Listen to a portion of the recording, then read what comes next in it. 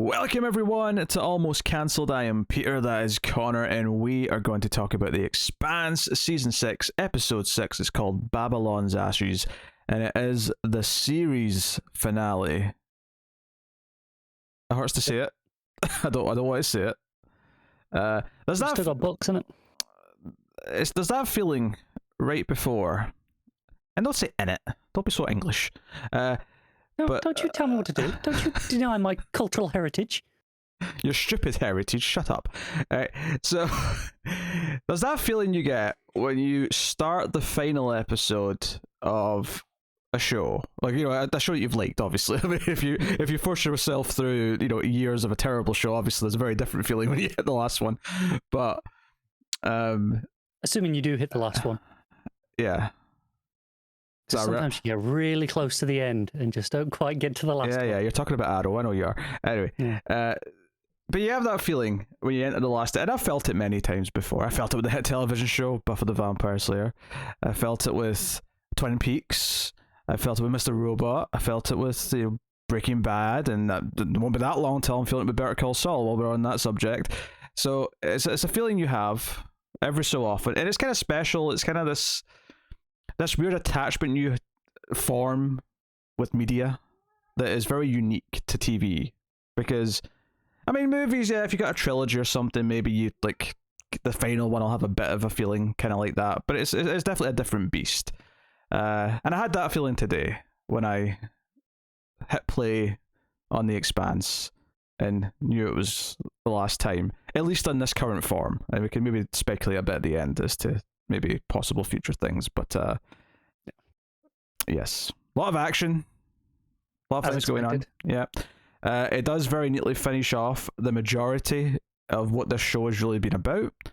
It does obviously leave some things open, and I would outright say it sets things up. I mean, there's an entire that opening section of these episodes feels like it's there to set up what might come next, should we ever get the privilege. It's definitely a tease for something that may or may not ever see the screen. Yeah, I mean, this is a very satisfying conclusion if there is nothing else, but I'm fairly hopeful. Like, you know, it'll take a little bit of time, but it kind of feels that this is very open for the future. I did see an interview with creators. Oh, go on. When they were asked kind of pretty directly about it. And I think Alcon is the production company. Apparently, yes, there are talks. Alcon is open to doing more. There's no format set in stone, because they were asked, maybe a movie, and they were like, we don't know yet. And they're like, but they don't know if it'll be with Amazon. They don't know where it would be, or if at all, if anyone ever will pick it up. But there are conversations being had. Yeah, they want to do it. I think the fact that they cast the character who has a couple of scenes in this season that is supposed to be the big bad of the future seasons, or the future book story, whatever you want to phrase it. Yeah, even down to the very final shot over the credits, it does something that I think this show did a few seasons ago over the credits as well. Like, it's a very similar thing that it does, which again was at the time that was this is a tease for the future, and it still plays that way this time as well. Yeah. Was that by chance the end of season 3 when it was? I think it was cancelled, yeah. But then I think we knew about the finale. Maybe we knew about the finale. It was getting picked up by Amazon. I can't remember, or we just speculated. Yeah. But I like the idea that it's kind of the similar predicament where we've ended this phase, and it's a much better feeling this time because it is very conclusive as opposed to, you know, if we'd ended at season 3, Jesus. But it's an interesting sort of like, hey, the future lies ahead, and we might walk down that path. We hopefully do, but. Yes, we can speculate a bit more on that at the end. Let's talk about the finale itself at hand. I found it to be a very satisfying finale. I liked, you know, we've been theorizing back and forth about certain plot threads. I'll talk about Philip first because I think it's a quick one to deal with. Surprising one. Yeah, do you know what I think? Is that I think ultimately it still is what I was expecting, but it was a much smaller and more restrained version of what I was expecting. Yeah, because ultimately he makes the right choice. Yeah. But not to have any impact on anything in either direction. Just for himself. I think what I like about it is that because ultimately, it teases that he might have died, and I knew he didn't because they definitely didn't show him right before Marco's ship, went. So I was like, Philip got out. Philip's left that ship somehow, and they reveal it by the end, and it's really nice because it plays out. You see it over in Naomi's speech about just hoping you've made the right impact on someone, and the idea that she has, and she might never know that she's made the impact on Philip to make this choice to break away from Marco, because ultimately Philip's journey, sure, I was speculating, maybe he'll do something that ends up saving the day or blah blah blah, and that's very traditional storytelling, but it ended up in a much simpler thing. It was just he has to just make the choice to leave the toxic element that's in his life that's made him what he is, and that's Marco. And the reward for doing that is he saves his life, essentially. Yeah, and he doesn't know he's saving his life when he does that. It's just that's a great dramatic touch for us that we see. No, that choice, he made it at the last possible minute he could have made it, and that choice saved his life. So it's the idea that there's a cosmic reward, that's and it's almost like a fresh start. He gets to go, and the theme's kind of brought up a few times in this episode with Peaches about washing the blood off the hands, and I actually really love Naomi comparing that, and maybe that's why she was a little bit hesitant to give her the time of day, because she felt guilty about not being able to do it for Philip. So the idea that Amos is actually succeeding in giving this to someone and sort of bringing someone back over, I thought that was a nice point of comparison that I hadn't really considered, and I was like, okay, you know what, yeah, this is pretty good. It's a nice and there was the idea that she felt guilty at herself because she was willing to give Philip the chance, just special treatment because of who he was, whereas she wasn't really willing to give her the chance. Yeah. But even though she was reluctant, she ultimately did, and she, extends a hand in a weird way this episode by giving her an order. But giving her an order is acknowledging that she's part of the crew, so there's a nice layer to it that makes it kind of, pleasant. And she even acknowledges that Amos is kind of for Peaches what she was for Amos once upon a time. And again, referencing the can and stuff, from the start of the show like that, it's always a nice, well-rounded thing to do at the end of a series. Bookend it that way. So I really dug that. I like the simplicity of this, is that he, Philip just makes the choice to leave, and you hope that he now has a redemptive journey that he's on, but we don't need to see it necessarily. The story was about him finally realizing it. No, all we really see is he changes his name, right? It's not Inaros anymore, it's Nagar. Nagar, yeah. And his few scenes this episode, the scene with Marcus where he says that he's finally kind of understands what he's been given in life, when Marcus is trying to do his usual speech. And it's funny, it's the death of the second in command. Her death is what kind of, it's like he doesn't even care, but and they don't say it out loud, but I mean, that first big battle that we get in the episode, which is the sort of the little trick that they pull, which is they think Marco's ship's with the other part of the fleet, but it's actually with this weaker looking section, and they're disguised, and the ship breaks away. But the beauty of this is that it means Marco's ship, and Philip included, are firing on the Belter part of the Alliance that are coming to fight them. So they're actually killing Belters when they're in this battle. So, and I have to think that also plays a bit on Philip's mind. It probably doesn't help, because obviously the big turning point for him last episode was learning that they'd attacked Belters, by planting the bombs on Ceres. So this here is probably just, another nail in that particular coffin. Absolutely. So yeah, all these little beats played really well, and there's that simple moment of him not chanting. Marcus starts getting, he riles everyone up, he gets them chanting, and he just sort of turns his back to it. And in fact, that's actually the moment he decides to leave. You just don't realize it until I think we see the chanting earlier, and then we see it again later, and that's where he leaves. But that was really nicely done, I thought. And it's this idea that he's not completely redeemed yet by any means. The character, to ever redeem himself, is going to have to do a hell of a lot and mean a lot to a lot of people, in the same way that Naomi has done a lot for a lot of people, in the same way that Peaches is trying to do things for a lot of people.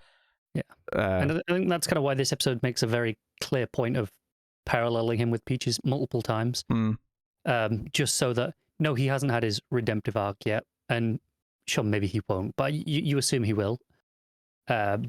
But the idea is, even if we haven't seen that and we don't feel that he's been redeemed, because we've seen Peaches has, definitely been redeemed at this point, I would say, or is at least on the road to, if not.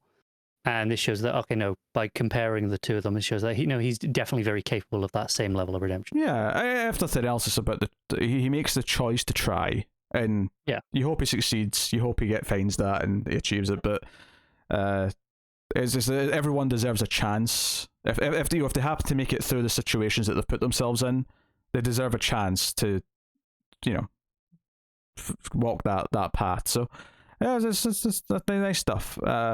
So yeah, very quick and easy to get through the Philip stuff, actually, bizarrely, compared to everything else. Surprisingly so, yeah. The main battle plan, which is the Martian fleet and the Earth fleet are going to go attack the Free Navy fleet. We don't really see most of that. The only part of it we really see is the third section, which is the Belters going after Marcos's ship, which we've kind of talked about. But the other side of it, of course, is that they had me worried. I thought they were going to kill Drummer, and I wasn't happy. It's one of those episodes where even if this wasn't the end of the show, knowing that this was the end of this part of the story, it did have an air of no one's really safe this episode. I mean, honestly, I mean, again, not read the books, but because of the time jump, if you told me none of these characters make it, I could have believed you. This could be the end for all of them, and. So I'm glad it wasn't, obviously. Me too. But there was multiple points in this episode where I'm like, this could be it for this character. And obviously I'd be sad. I wouldn't have been angry about it. I was like, no, that would have been a perfectly fine ending for each of those characters. Not all of them, obviously. Yeah. I mean, I think Drummer dying here, even though it was a really well shot scene and I felt like the tension of it, I might have felt a little iffy afterwards, just in the sense that, oh man, I mean, it's such a, she was so important last episode. The idea that she just gets killed like this quickly early on in the finale would feel maybe a little, in hindsight, a bit early. Maybe, but then that kind of plays into, is it subverting the expectations of it set up this, great hope, this, last alliance, so then Marco had one last trick that kind of ruined that potential. You could have got down that route. Yeah, you could have done. The rest of the episode did. But of course, I know where the rest of the episode goes now, so it would feel even more alien to not have her. But yes, yeah. But no, she actually is going to go after Marco. She's pissed, and she's like, I don't care if this destroys the ship and we all die. We're ram into him. Yeah, we're going to ram into him. And the only thing that stops her is that the other Belter dude tries it first, and it gets just torn apart. Achieves nothing. And that's when she finally rescinds and is like, okay, fall back. We have to regroup. A big massive hole next to her. Yeah. So really well done stuff. But of course the big thing is the Rassi, and they've got they've got a squad with them. There's a squad of ground team to go in with them. But which, I don't know if you've seen people paused on the screen with all the names on. Oh no. Oh, they're basically all famous sci-fi characters. Oh, really? That's basically, nice. Ripley and all of the Marines are in there. I approve. I Commander approve. Shepard, Deckard. There's tons. Yeah. There's 30 odd names. You've got Amos and Bobby in there, and then everyone else is just from some sci-fi thing that you like. I mean, Shepard's perfect because this might be the most Mass Effect I've ever felt this show be when they actually land on the station, on the ring station. It felt like the ending of Mass Effect 1 when you're outside the citadel. Yeah. Yeah. I was getting that vibe. But basically this is they've got this crazy plan to try and basically just make the railguns busy whilst the Rassi tries to get behind the thingy ship. I keep calling it the Behemoth because that's what it used to be called, but that's not what it's called anymore. Pellet? No, that's Marco's ship. Oh, the Marco ship. Yeah, that's Azamar. Anyway, Medina. There you go. It came to me. Right. So there's obviously, if they get behind Medina, the railguns are going to shoot through Medina.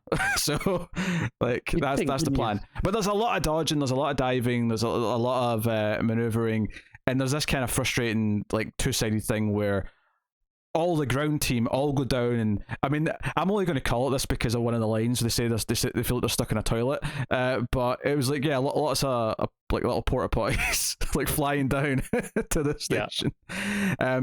I especially love though when they eject and we get this extended shot of Amos, and visually what it looked like, shockingly, is probably the most famous scene in Die Hard 2 is when John McClane ejects out the plane, and there's this shot of him up close, and when he's in the seat and the explosions underneath him.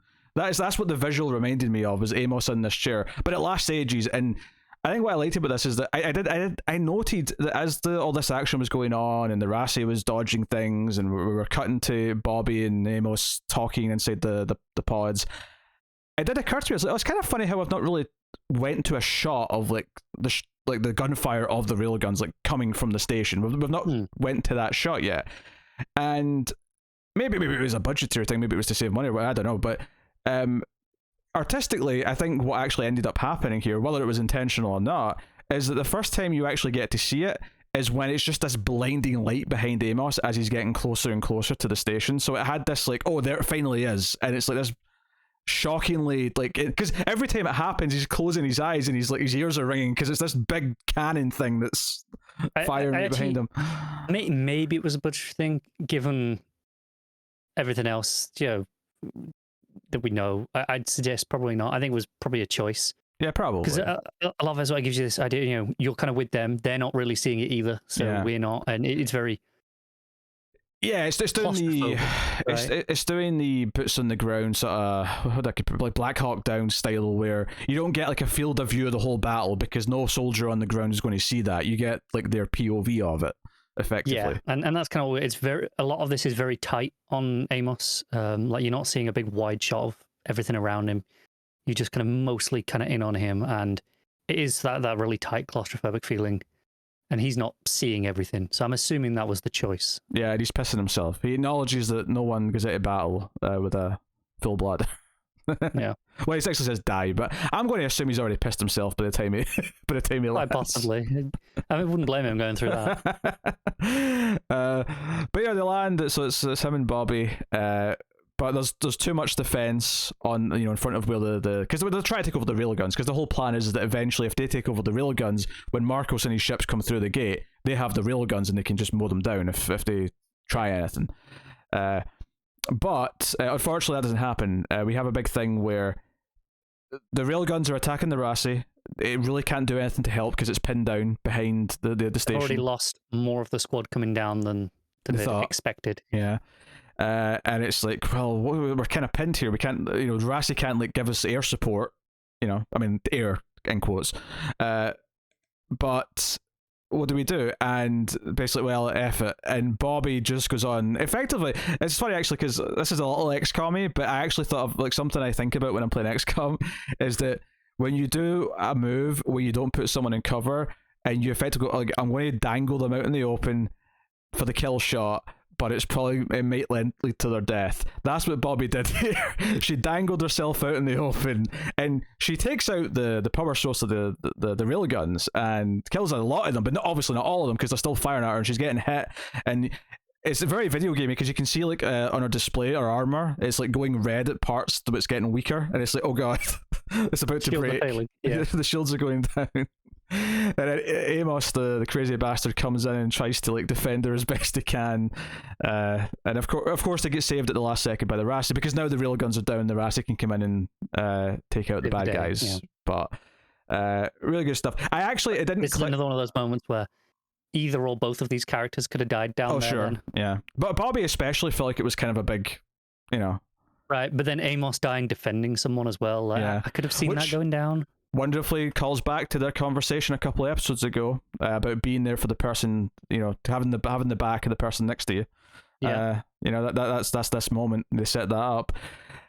Good stuff. I don't think I realized at the end of the scene exactly what the problem was. Maybe because I think that her last line like identified, but we've taken out the railguns now, we can't use them. It wasn't until the next time they talked about it I was like, oh okay, yeah, because we're going to use them. Kind of ruined the whole plan. Yeah. It's like, okay, so what happens when Marcos and his ships get here?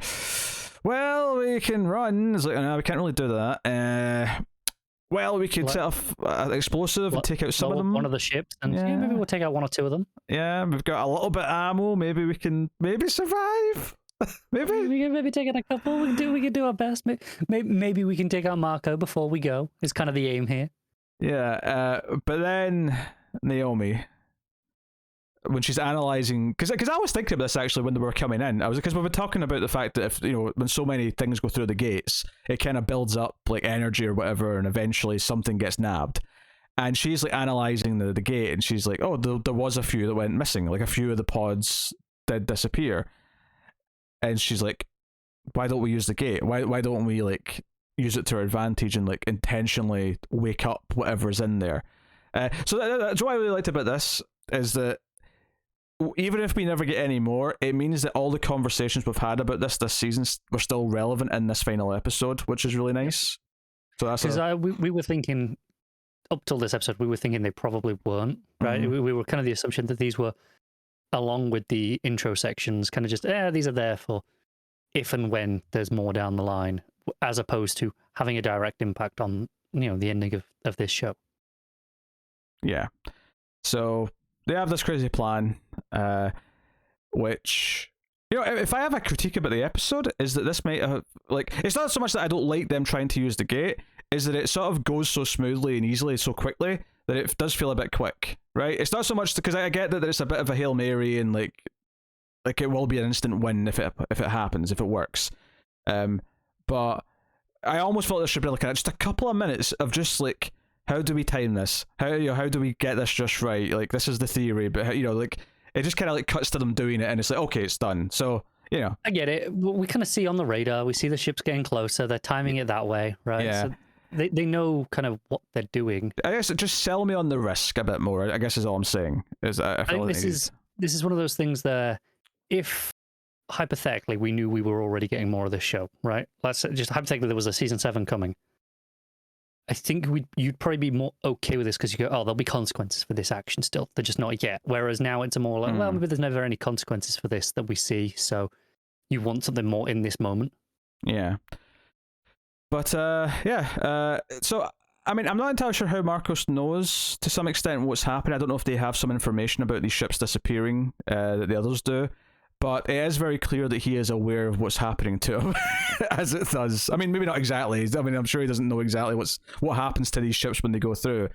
But as he turns and he realizes that they're doing something, he knows he's losing for that moment. It might not even be that he has any information at all. He just obviously sees that they're sending stuff through, like the ship. They're doing something. He's like, they've got a plan. Whatever it is, he doesn't need to know what it is. He just knows they've got a plan depending on this. Get out of the way. Yeah, but obviously it's too late.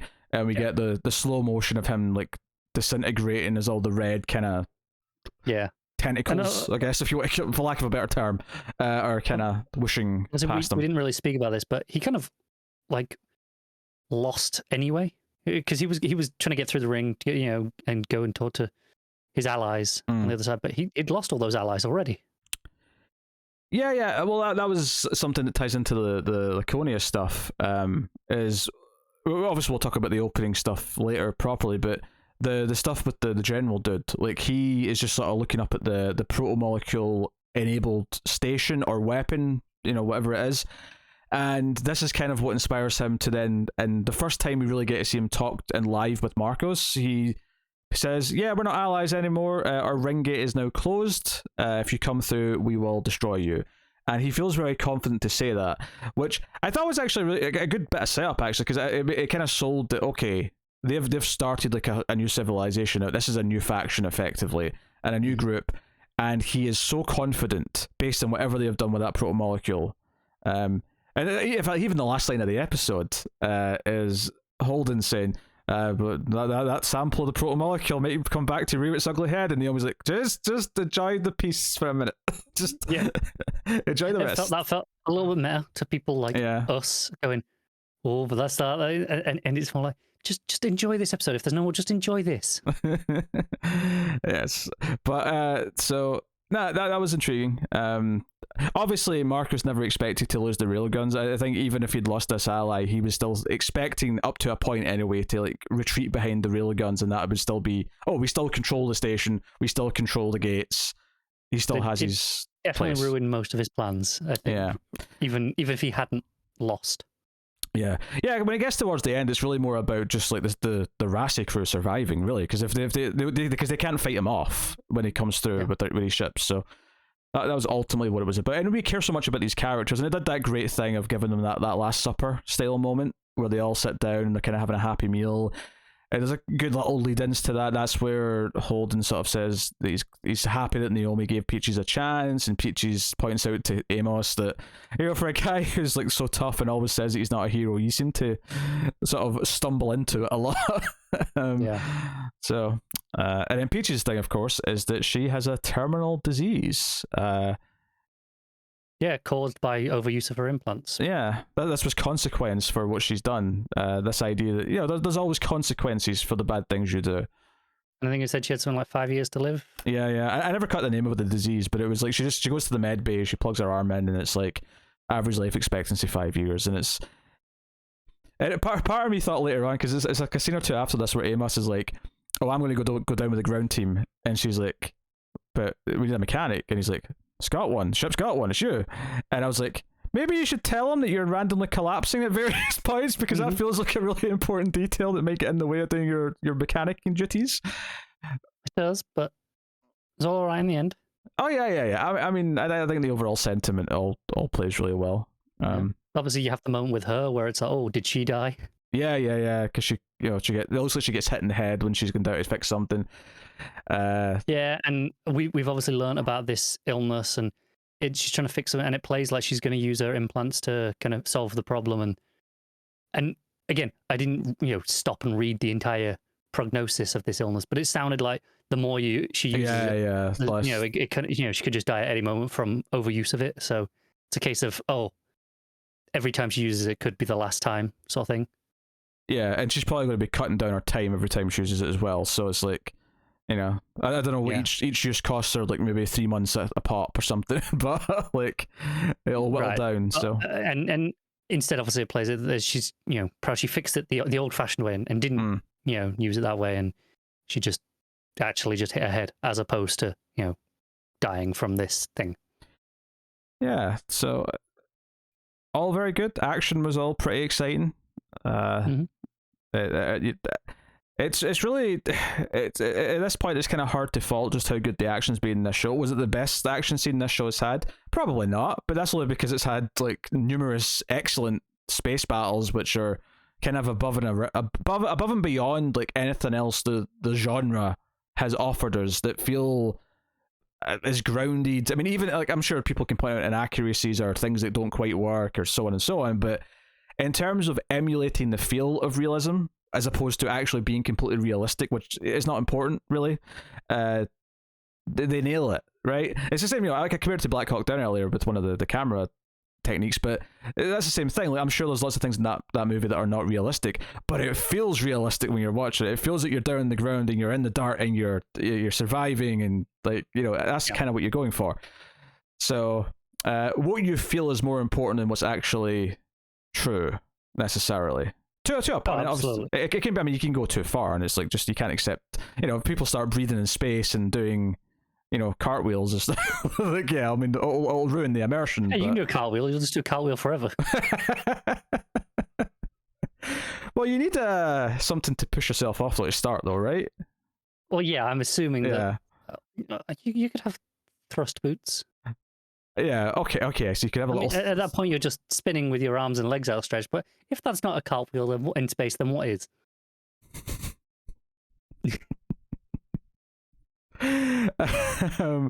So, the action's all really good, but maybe some of the stuff we're going to be excited to talk about here is the aftermath of the battles. Yeah. Which is, yes... This is where it feels like the end of a show. Yeah. And I think what's so great about this is that it feels like it should end one way. It then offers you kind of a compromise, which feels like, yeah, that'll still work. And then Holden, the beautiful bastard, then says, no, you're having the ending you should have. Yeah. Well, screw you, you're having it anyway. Because this entire debate scene where, the drummer's there with the woman from the series station representing the belt, and you've got Avasarala. Holden's there kind of as like a neutral party, kind of overseeing the whole thing. Not that he's in charge, but just that he's a worthwhile voice in the room. A valued member of society. Yes. And they said, because we'll have a representative from Earth, Mars, and the Belt, and it'll be 3 equal opinions, and they're all talking about regulating the rings, traveling through them. I presume that they can, within reason, kind of like make it safe by monitoring like the build up and like maybe only so many ships per day, that kind of thing, to keep it safe. Yeah, I wonder if it's a case of, maybe they can send through empty pods, like just like empty crates to check, like, okay, are these disappearing? Yes, we're getting close. Right, let's send through a whole lot and overload it and reset it, essentially. Yeah, could be that. And then it's safe again. That would be my assumption. Whatever the system is, I'm sure they worked out the details better than I literally just did in 10 seconds. Yes. Whatever the system is, the idea is that it should be, not only that should be made safe, but just as the idea it should be, it's effectively a port, it's a station, it's the biggest port in the history of mankind, to go into all these different places, and we've got all these colonies, and yeah, sure, Laconia has kind of cut itself off and doesn't want anything to do with anyone, but I presume presumably all the other colonies that have all settled elsewhere all want to still intermingle and get supplies and trade, and I would assume so, yeah. So yeah, but Drummer's like, no, like 1/3's not enough, because Earth and Mars are always going to like outvote us. Like that's the way it's always kind of been. Whenever even if they are independent factions, they're still in us. And you always promise an equal voice, but then it's like, in order, we're only allowed to be a part or have a vote when it's convenient, because we won't win, because we can't outvote you. I'm surprised no one just offered have 2 Belter representatives, like essentially to have 2 in it, and because they still can't outvote everything on their own. Yeah, of course. And yeah, the debate in this, and honestly, as I was hearing all these arguments, I'm like, yeah, this is the time for Avasarala and co to like accept that they have to be given this, because like they're the ones who have to prove that they're dedicated to this, because they're the ones that have like been in power. They're the ones that have disenfranchised the belt for decades, centuries, whatever long it's been at this point, and so they have to make the peace offer, and they have to make this branch. And Holden kind of says something to that effect, whereas like, and even Drummer makes a great point where she says, like, why is your word supposed to be good enough for me, but my word can't be good enough for you? Like, this is not equal. And the whole time I'm sitting thinking, yeah, like you have to give them more. They have to get more of a say to make this more equal. And then they settle on this weird compromise about an independent body that'll run the station and the rings. Someone who would be fair to all of them. Someone who has a history of being neutral to all sides. Working with all parties, yes. And then all the heads just kind of turn and look at Holden. just that swivel and look. And Drummer gives him this little nod, like, yeah, like, we'll go for this. If you say you're going to do it, like, good enough for us. We'll be cool. We trust you. And there's a nice moment early on, actually, where Drummer like compliments his like plan and says, "Oh, he goes, oh, you're thinking like a belter." Yeah. So like it sort of sets up like, yeah, like she respects Holden. She has done for quite a bit, really. And we cut to this press conference where Holden's in like a fancy suit. He looks too fancy. I don't like it. I'm used to Holden in a t-shirt and cargo pants. Like that's what I expect him to be wearing. I suspect the real reason he does what he does here is because he was like, I don't want to wear this. Yes. But everyone's there, in the crowd. There's various belters we know. Monica Stewart's in the crowd. The whole gang's here. And he makes this speech, and he's got a teleprompter, and he's going through it. But then he finishes the speech, and he's like, and I've got more to say. And Avasarala was like, oh, okay. She looks concerned immediately. She's like, oh, no. He's going off script. This is not good. This is not good. And he appoints Drummer. This may have been part of the script, this part, actually. He appoints Drummer as vice president. That may have already been agreed upon. I'm not sure if that was I think it was already agreed upon, but it wasn't in the announcement. Yeah, okay. Like, it was just, that's why she was already stood up there. And then says, and the Belters need to have more of a voice. They need to have more of a say. Which is why my first act, and I love it just goes to Avasarala's like, don't you effing do it. As soon as he mentions that one of his conditions was that Drummer would be his vice president, Avasarala already knows where it's going. She's like, oh no. She actually says, like, I don't know if it's over. She already says something though. She's like, shit. She's kind of figured it out already. And again, I like this because I think as an audience we're kind of, he's doing something here. And you get it, in time as well. And there's that one where she's like, "Don't you do it?" And again, it's because we're there with it. We know exactly what he's going to do. It works. And this is the thing, we spent the last episode especially building up Drummer as being equal to Avasarala and being important to this working. So this moment here where Holden says, "Yeah, I'm resigning," and that means that the new president of the Trade Ring Federation, whatever we're calling it, I can't remember, is Drummer, and Drummer takes the stage. Yeah, and it's really good because at the ending of if this was the ending of Holden's story, at least for this part of the story, was he then is going to run the ring stations, it would make some sense. It'd be like, yeah, that kind of sounds like something they could end the story with. It would sound like something that he'd never have been happy doing it, but he'd have done it because it was his responsibility to do it. Yeah, and then Vassara pulls him aside and gives him shit. He's like, "I'm going to undo this." And no, you won't. If don't you dare, because face it, this is the only way this moves forward. Otherwise, we just keep going in circles in the same situation we've been in for years.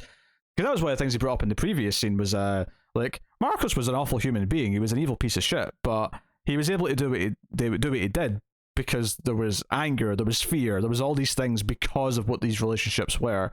It only moves forward if someone actually concedes and offers the other something. And this is what this is. And Avasarala unnaturally gives this weird, genuine smile that I'm not going to lie, kind of creeped me out a little bit. Yeah, that's fair. I was a little unsettled, I'm not going to lie.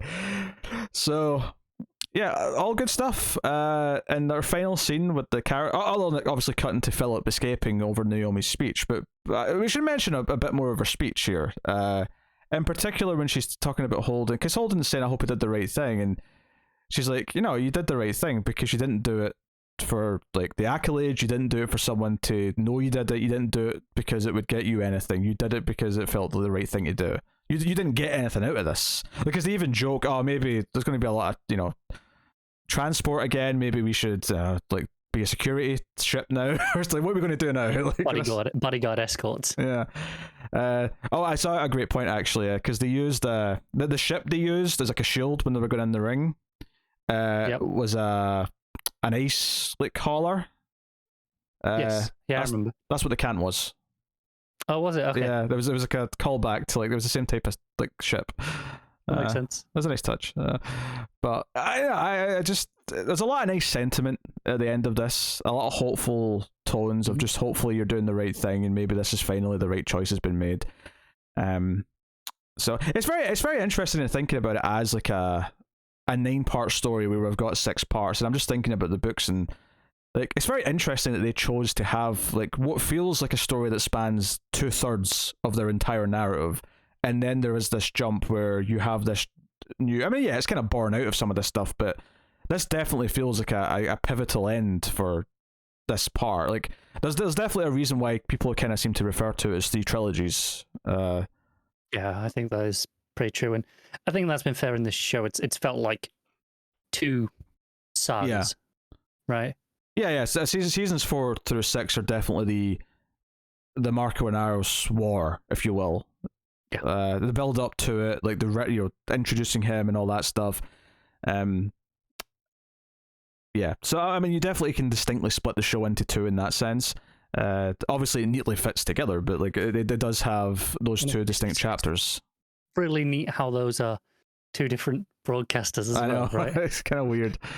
If it does in some way come back for a 3rd set of stories, whatever format that may be. Yeah, movies, shows, whatever. I kind of hope it's not on Amazon, just so it's again just another distinction. Yeah, it may not be. Maybe the last 3 books would work as just 3, maybe big, 3-hour movies, 3 big 3-hour movies. It's the sort of thing that because neither of us have read them, it's really hard for us to judge because we don't know what the content's like.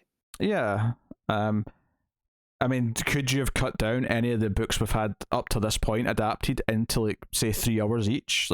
Do any of them feel like they could be cut down to that? I don't know. I'd say probably. If you think this season we're already down to 6 episodes, all of them except this one were only 50 minutes. Yeah, so it's called about 5 hours then, all in probably. Yeah, knock off another 20 minutes once you take out credits and stuff like that from all the episodes. all right, you only need to knock off a couple of hours off that to have, okay, there's a movie, right? And I'm not saying it would be easy. I'm not saying you'd literally just cut what we've got here. Obviously, you would format it from the start, but I think it would have been possible. Is what I'm saying. Maybe not as good, maybe less. But then you look at the first book, as it were, though, and that was a season and a half, and those were longer seasons back then. That was like 13 plus like 7 episodes. That was like 20 episodes for that first book. Yes. So yeah, it was. You know, it's hard to, and I know they brought some stuff forward, so that wasn't all the first book, but it is kind of interesting to. I don't think it would have been easy. I don't think it would have been as good. I do think it is theoretically possible based off of what we've seen. I mean, I'm glad they did it. I'm glad it's in the format we got it in. I think it's excellent the way it is. It's been pretty much fantastic the entire way through, and I wouldn't want it as movies instead. No, but I think it is theoretically possible that you could have made very good movies instead if that had been the call. I'm definitely not against like the next part being movies, especially if there's obviously a natural assumption it may be more fantastical just because we're going into deeper like space stuff and we're doing more. I mean, we're not even talked about the opening section yet. And there's not even a whole lot to say in the grand scheme of things because it doesn't really explain it or give us too much. It sort of proves that the boy is seeing effectively what like Holden once saw and like the proto-molecule kind of network or whatever you like what you call it. Yeah, it shows how much of the life on this planet is connected through that. It is all one ecosystem, very directly connected. Whether or not it can be centrally controlled, I don't know. But it's basically girl comes home, parents are like terrified and worried, but they're happy to see her, and then in walks their dead son, and rightfully shocked. I will say this: I did think the dad switched to "It's a zombie, I must kill it" maybe a little quickly. Maybe if it didn't have like, because it did have like the blacked out eyes. True. I think it was pretty obviously this is not natural. I'm not saying he should have been emotional and just taken it as his son. I don't think that. I just think maybe a bit more shock for a little bit rather than immediately. I've seen a zombie movie. It's like go for the head. I would say I get it. For me, this is more of a realistic reaction because I think that's impossible, but natural for me in that in the grief of he's just starting to adjust to the fact that he's lost his son, and then this walks through the door. I think you try and talk to him. I think you say his name, and I think that's the thing. I think you do when you're reasoning and thinking it. When you're in the process of grieving and that happens, I think you react pretty differently. Well, the kids are smart because she kind of planned it to make react badly and set a decoy so they could run away again. Yeah, which they do, and that's basically. She's like, it's basically fine if there's nothing to eat out here. They'll just bring me back and I'll be like you, which is terrifying. Wait, do you know that does make me think that one of the themes maybe of what's the rest of the story is this idea of like this cocky reliance on something that you don't understand, because even like the general dude where he's like, yeah, we don't need you anymore, the ring's closed on this side, like, and obviously it's not, they're not physically closing it, it just means like if you come through we're going to shoot you basically. This idea that he's cocky because they've got this proto-molecule tech, but he doesn't really, I mean, they don't really fully understand it. They're playing with something dangerous. I mean, so much of the show has been how, various characters have tried to manipulate the proto-molecule, and it's kind of went badly every time. And I think this girl's saying, oh, it's okay. She just waves away death. She's like, it's okay if I die. They'll just fix me. They'll bring me back. Yeah.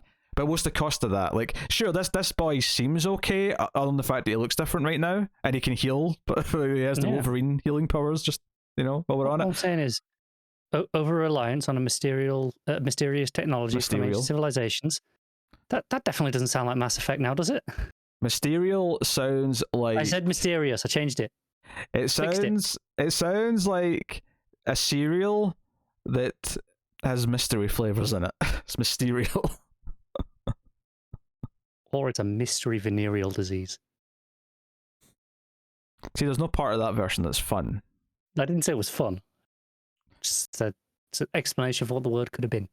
Mysterial definitely sounds... New word. People take it and use it. Yes. You're free to spread it across the world.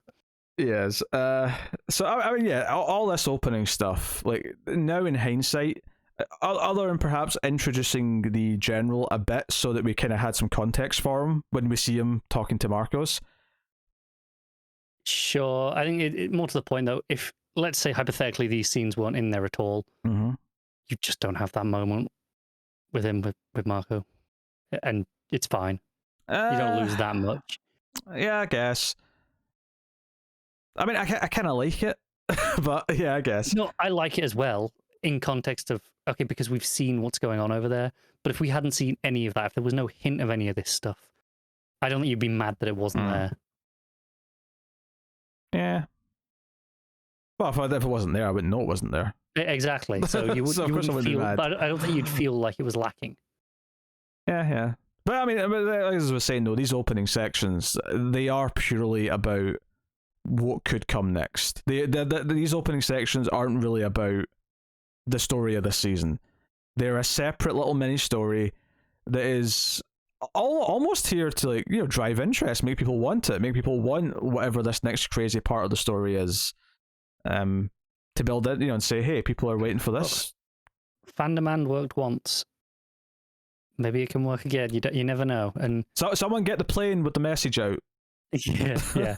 I suspect Fandom won't be as strong this time, not because interest in the show has waned or anything like that, but more because this wasn't like a surprise cancellation this time. It wasn't like in the middle of the season, very early in the story, relatively speaking. This was, okay, we knew this was coming to an end. We've known for, well over a year at this point that this was going to be the ending.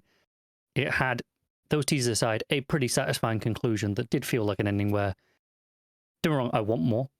Of course I do. But if there's not, I'm not mad about it because I did get a satisfying conclusion to my story. And that matters most. The funny thing is that they could take 10 years and it would actually feel fine. Because of a day later down the line, yeah. Yeah, but because of the time jump that we know about as well, like, if any of these characters are supposed to show up older, and I suspect they probably, given that they've all survived, I suspect they probably do. Yeah, I assume they do, yeah. Yeah, I mean, I'm not saying they have to age exactly whatever the time jump is, but yeah, if it's 10 years later and they've all aged a bit, that helps. You know, it gives it a bit more credibility. I guess the concern is, though, is that, like, is there more interest now, soon after this has ended, you know, before we do a second show or a movie series or whatever, versus 10 years later? Is there interest? Because I feel like if you do it 10 years later, it has to be like a trilogy or something that works on its own. It has to be completely, I mean, obviously it'll be aided by what came before, but it would have to, whereas I feel like if you do something now, which is the Expanse : blah blah blah, I feel like you would accept, and the audience accept, that this is a follow-up to the other thing. I would say it depends as well on how much the Expanse lives in the cultural identity in over the next few years. Like, you know, they've got a Telltale game coming up. Is there going to be more stuff like that keeps it relevant to? Obviously, that's just towards one section of the audience, but is it still in the public consciousness? Oh, honestly, it's not actually a bad thing to point out that it's things like having a video game and having possibly other elements. I'm sure there's a board game already, because it seems like something to have a board game. But like having all these other things, I mean, that game, like, people might play that and discover Expanse from that and go and check out the show and read the books as a result. I suspect that they might actually grow in popularity, and in a sense, I feel like it might become, especially it's easy to, you know, because all 6 seasons are on Amazon. It's easy to go find and check out. Yeah, and there's, in terms of not just that, you know, the books, all 9 books are just finished. You know, they're all just out now. Joe, it is. People love a finished series. Joe, it is. It's like, yeah, see that mess Game of Thrones turned into? This is not that. This does not have to suffer that. Kind of is, to an extent, yeah. You can almost promote it by comparing it. It's this kind of genius. You can, and I don't think they would be as disrespectful from their point of view to actually do that, but I think there would be definitely that implication. I'm saying word of mouth will promote that, and I think word of mouth about how good the show is has helped. I mean, let's face it, we didn't start watching when season 1 started. We started watching. Was it before season 2? I think it was just before season 2 came on. We went through season 1 over a couple of weeks, 1 episode a day, and we did that because we heard season 1 was good. We checked it out because the buzz was strong and it seemed like it was appealing to me. I mean, so I was driving for it, but like but it was because I'd heard good buzz. I was like, oh yes, I want to check out the new space show that's meant to be good. So, and you know, we pretty much do nothing but sing its praises. There's other people singing its praises.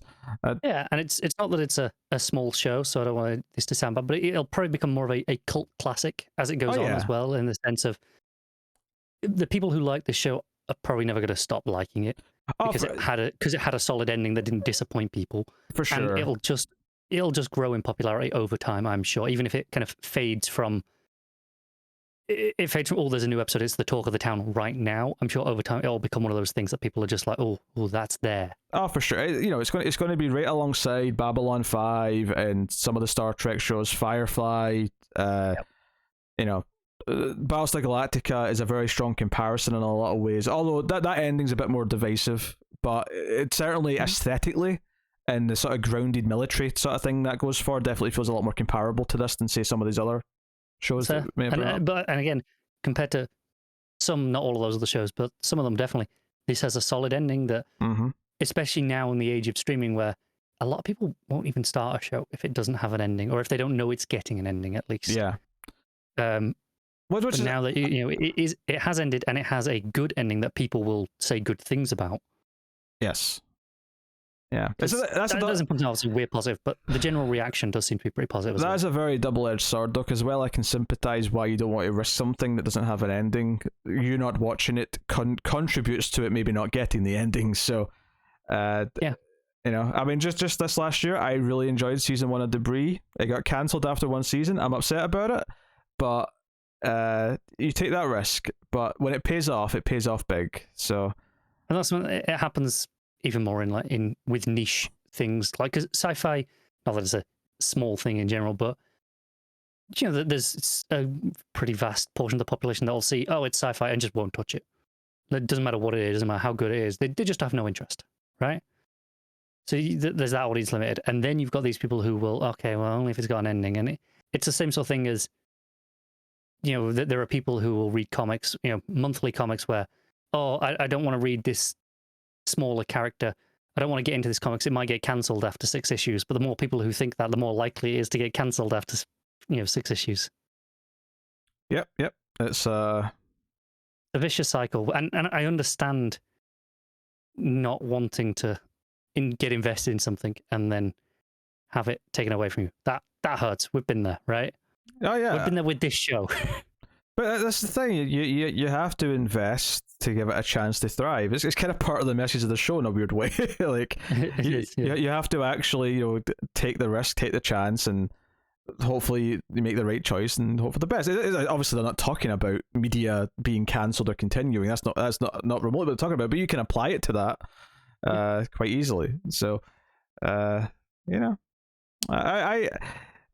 think now that we're at the end of the show here, and we've had this wonderful world of this mythology that's built up with the politics of the three parties, the three sort of main groups in the show, the intrigue of the proto-molecule and the alien, like, what do you even call it? Not entity. I mean, it kind of becomes an entity, I suppose, but civilization presence. Yeah, like all that stuff. It really is very much kind of a hodgepodge. So, when they were coming down to the station and it was very like Mass Effect, conclusion feeling, I was like, you know what? If they'd done this in like season 1, this type of moment, I would have said this is kind of cool, but it might have felt a little bit hollow. But there's something about doing it after 6 seasons of like earning like me caring about all these characters and making me care about the conflict.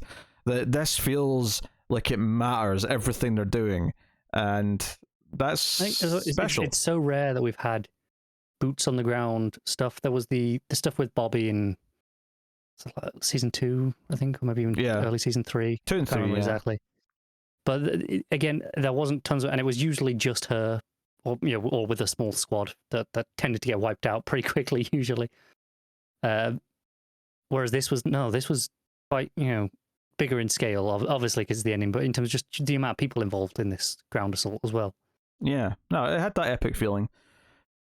It's kind of, I mean, in many ways, it's everything I want from science fiction. It's going to be hard. Like this has definitely entered straight up into that top, 3 or 4 space shows conversation, and I'm not ready to have that conversation. I'm still working through Babylon 5 with Tara. I need to finish that and before I can. And you want to really... let this sit for a little bit. You don't want to have that right off the the bat of something being hot and fresh, and you're thinking about it being great right now. And I do think this will hold up. This isn't me going, oh, I'm sure, but in a few months, where it's had some time to sit in your brain a bit, you might rank something else over it that you wouldn't have done today. That can always happen. Yeah. But I'm not worried about it falling too far down over time. No, me either. And yeah, so I'm very excited to start on the books now. I won't go past book 6 temporarily. I will wait a small amount of time to see if there is any more. I'm not waiting. We'll spread them out. Don't you read them back to back? You can read the first one. I'm not going to read them back. I'll sprinkle them in to my rotation. Make them last. You've only got these 9 books for the rest of your life for this universe, so you may as well do one a year and spread them out. What a year! One a year. Make it a treat. That's not going to happen. Read the first one over whatever you celebrate, Satan Day, and read the second one next year's Satan Day. I take offense that you think I have any sort of religious holidays. It's not. I'm not saying you celebrate Satan. I'm saying you are Satan. I guess I would be celebrated. I'm saying your birthday's Satan Day. Do people celebrate me? You do. I celebrate myself. Yeah. That's very unusual, but okay. Not sure you really thought this one through. Yes.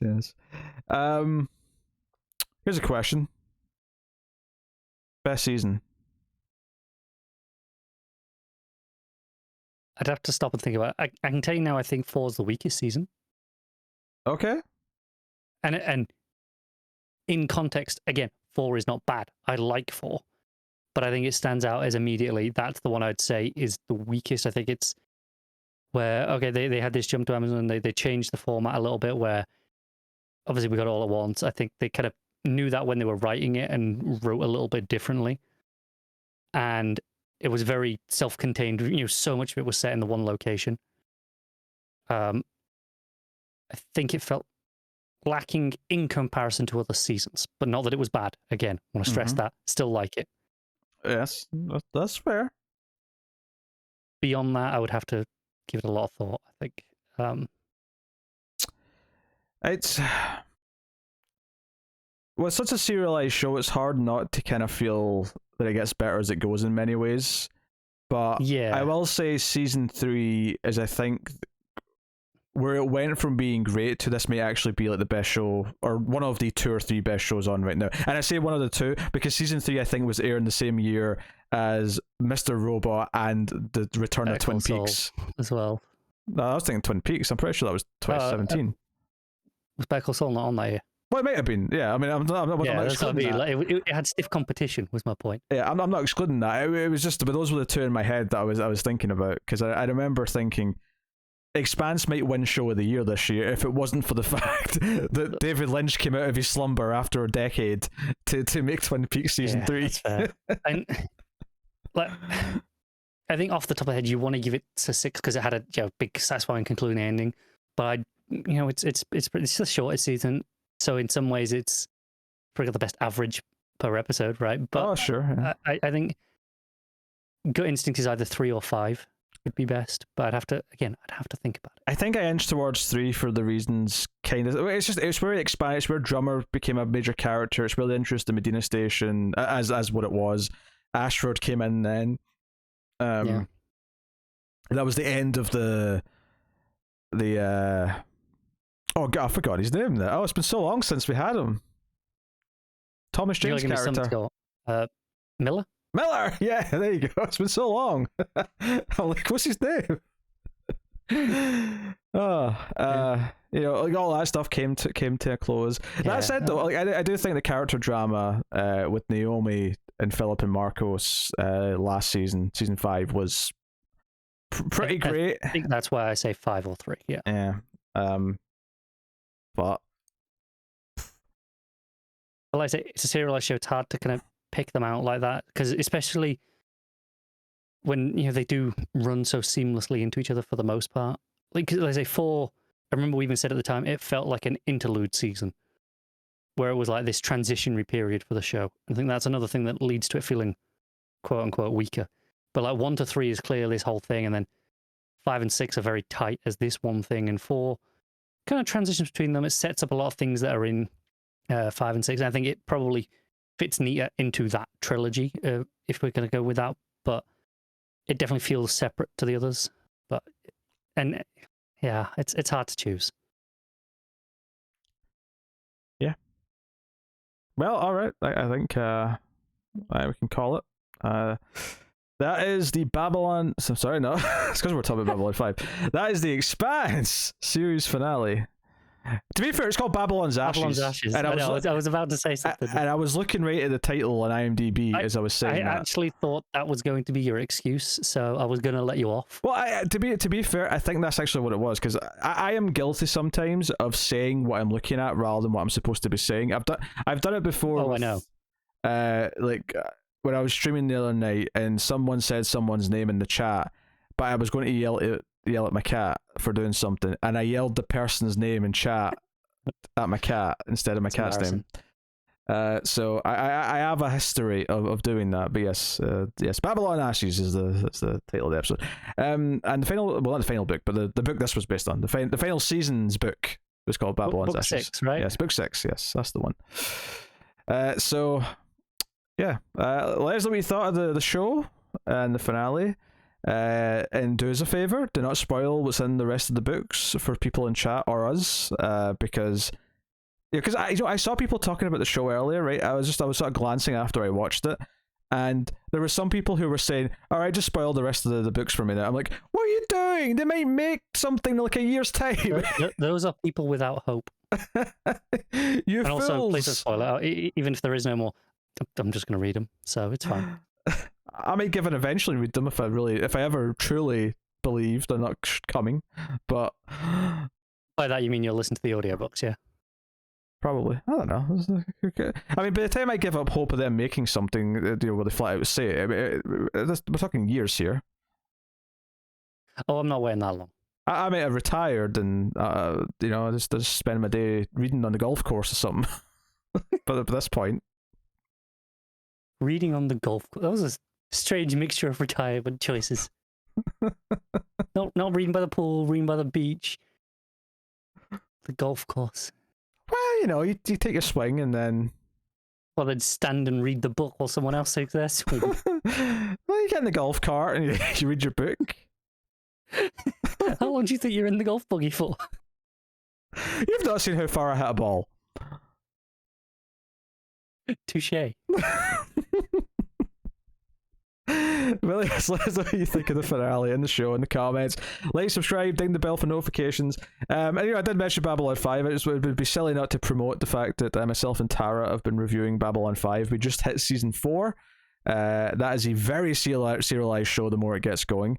There's definitely comparisons to be made with Expanse and indeed with Mass Effect. There's definitely some narrative devices that all three of them employ to some extent. So, definitely. I mean, Expanse, Babylon 5 it's almost like it's almost like it could be set after they've explored the rings a bit more and they've set up contacts with other civilizations. I mean, they don't use rings per se in Babylon 5, but you know what I mean. I'm just saying a little bit closer towards Mass Effect then. But the fact that it has all these political factions between the alien races, that's very Expanse. Yeah. There's talk of ancient races that came before everyone else, things like that. So got a little bit less of that in Star Trek, but we do watch a lot of that as well. Oh yeah, we're working through. We're on Next Gen season 5 right now, but we did the original series and we have done all of Next Gen up until where we're at, and we're going to keep going. We'll go into Deep Space Nine and Voyager and Enterprise when the time comes. A not too distant future, really. Yeah, Deep Space Nine's not too far. It's halfway through season 6 of Next Gen. Yeah, so not that long until we get there. No, probably sometime middle of this year, I expect. But yeah, so go check out that stuff. You can support everything we do over at Patreon, patreon.com/MailFuzzTV for as little as $1 per month. And you can, by all means, recommend other upcoming shows. Check out the pilots that I'm reviewing on a regular basis. Maybe something else cool will start. If there's anything you think might appeal because of Expanse that starts, feel free to yell about it in the comments somewhere, just in case I've missed it. You definitely want to know about that one. Yeah. But yeah, that is us. So thank you once again for watching or listening. We always appreciate it. Keep watching TV. Have you got any vanilla?